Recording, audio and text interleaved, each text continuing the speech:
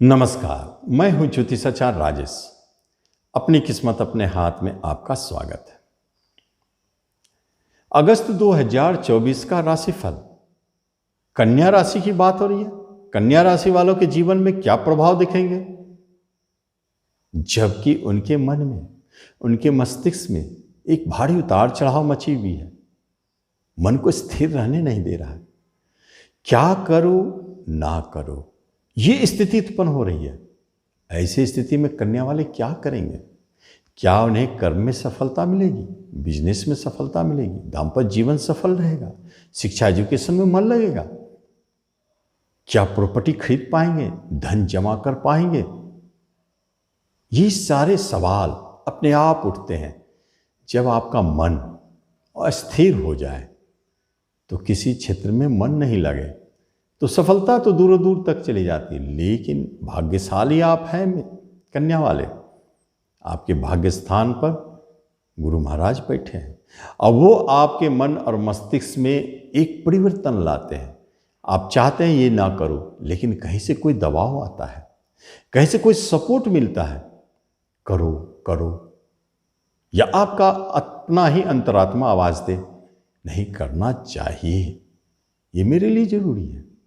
ऐसे सहयोग बनाएंगे। जहां आप फंस जाते हैं डिसीजन लेने में, क्या करूं ना करूं, तो वहां अपने गुरुजन से सहारा लें, जिसे आप योग्य मानते हैं। और ऐसे स्थिति में ही जब आपके राशि के स्वामी चले गए हैं दूर विदेश घर में, अगर आप विदेश में हैं, केतु राहु तो विदेशी ग्रह होते हैं, अगर आप विदेश में हैं तो हेल्थ की चिंता छोड़ दीजिए। कोई परेशानी नहीं, कोई टेंशन नहीं। लेकिन जब आप अपने देश में हैं तो हेल्थ की समस्याएं उत्पन्न हो सकता। कैसा? जो बीमारी अचानक प्रकट होता है, लेकिन आप सुरक्षित हैं गुरु महाराज की दृष्टि, तो आपके बीमारी उभर सकते हैं। कुछ अचानक इंसिडेंट, घटनाएं जन्म ले सकता है, लेकिन आप पूरी तरह से सुरक्षित रहेंगे। धन आपके पास आता है और चला जाता है।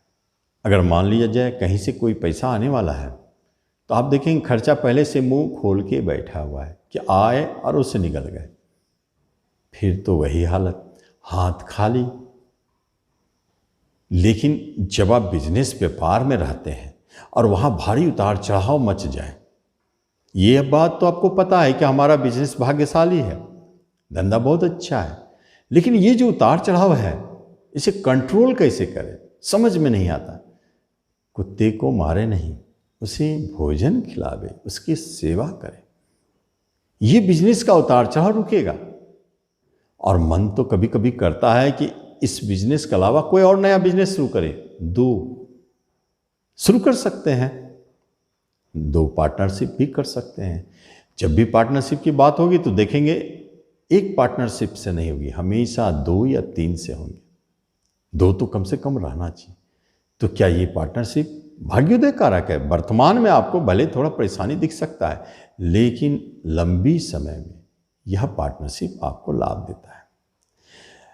जैसे आप विदेश में जॉब करते हैं तो आप महसूस करेंगे बहुत अच्छा लाभ हो रहा है, दिन दूनी रात चौगुनी, पैसे ही पैसे, मान सम्मान, धन, लक्ष्मी नारायण योग आपको पूरी तरह से सहयोग पहुंचा रहे हैं, तो धन ही दे रहे हैं। लेकिन अपने देश में है तो ट्रांसफर हो जा रही है, अपने देश में है तो कहीं दूसरी जगह पर स्थान परिवर्तन हो जा रहा है। यहां एक जगह टीकने नहीं दिया जा रहा है। शनिदेव 6ठे स्थान से दृष्टि डालते, 6ठे के स्वामी है।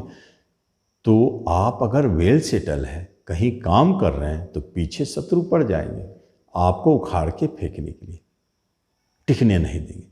शत्रु से अलग परेशान रहेंगे, कभी कभी कर्जदार भी आपके ऊपर चढ़े रहेंगे, कभी कभी तो अपने लोग भी शत्रु बन जाएंगे आपके ऊपर। यहां थोड़ा सतर्क करना।